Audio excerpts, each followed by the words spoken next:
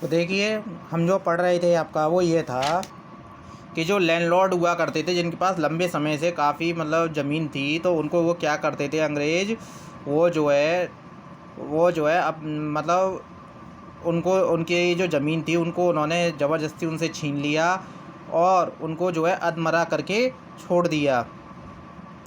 जो ज़मींदार थे उनको अधमरा करके छोड़ दिया।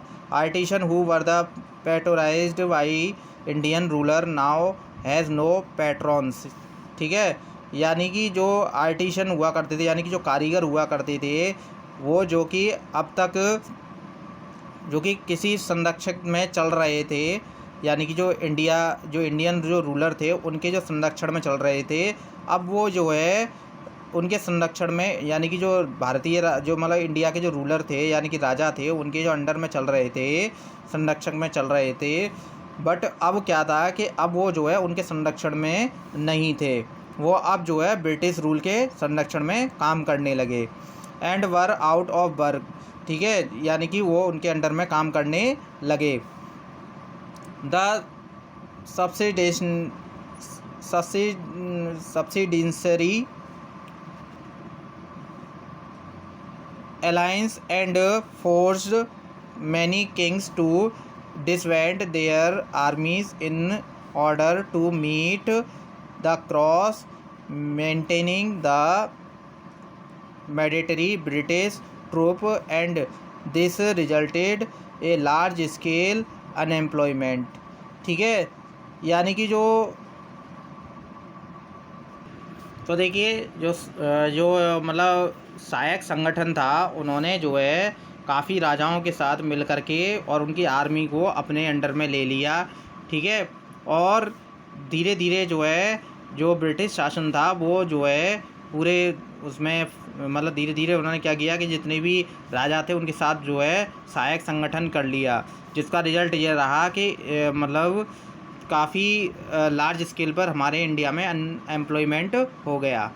These displaced people become major enemies of the British rule in India. ठीक है, ये जो डिस्प्लेस्ड था, तो देखिए इसमें क्या था कि ये जो मतलब इन्होंने सहायक संगठन जो कर लिया था राजाओं के साथ में, उनके बाद में इन्होंने जो है धीरे धीरे जो है अपनी आर्मी जो है उनके साथ में जो राजाओं की सेना होती थी वो और जो अंग्रेज़ों की सेना थी वो, तो ये सब जो है मिल कर के काम मतलब करने लगे। और क्या हुआ कि धीरे धीरे अंग्रेज़ों ने जो है राजाओं को अपने अंडर में ले लिया और जो है एक लार्ज स्केल पर अनएम्प्लॉयमेंट हमारे यहाँ हो गया। क्योंकि क्या था कि जो राजाओं को जो ज़रूरत थी तो वो लोग मतलब अंग्रेज़ों की सेनाओं को रखना शुरू कर दिया था, तो अपने इंडिया जो लोग थे उनको जो है धीरे धीरे उनकी जो नौकरी थी वो ख़तरे में पड़नी शुरू हो गई और धीरे धीरे नौकरी भी चली गई।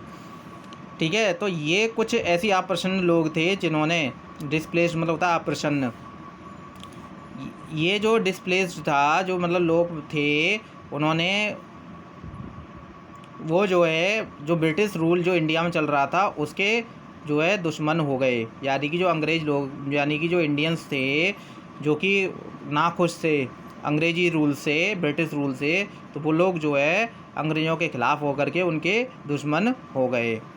ठीक है, सुपर रीजन्स ऑफ रिवॉल्ट, यानी कि सुपर रीजन्स कैसे था रिवॉल्ट का।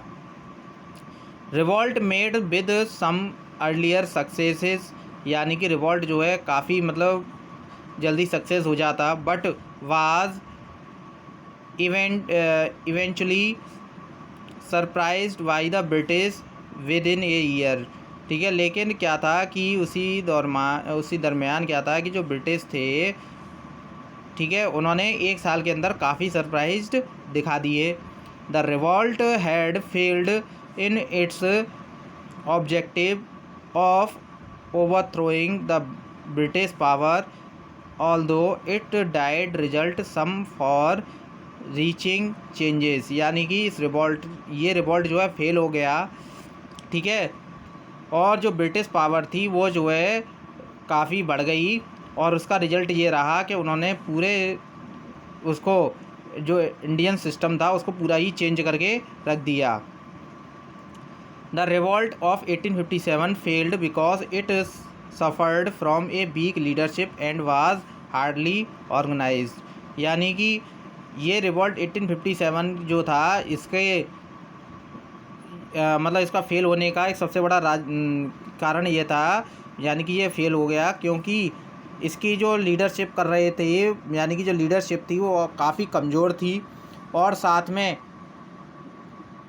ये जो है ऑर्गेनाइज्ड जो है एक हार्डली रूप से किया जा रहा था।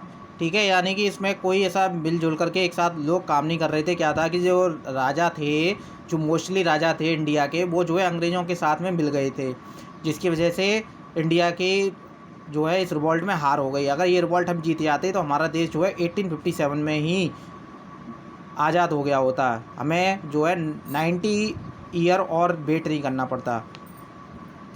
This proved A